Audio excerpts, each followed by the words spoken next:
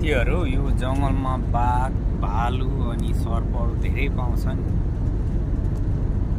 यस्तै छ यहाँ आज चाहिँ एकछिन घुम्न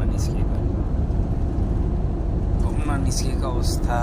साथीहरू के गर्दै हुनुहुन्छ? सबैजना सन्चै हुनुहुन्छ, कुशलै हुनुहुन्छ होला है। यस्तै छ डाँडा र काँडा यस्तै छ साथीहरू। कोही केही छैन खासै विशेष। फेरि भेट्दै गरौँ ल।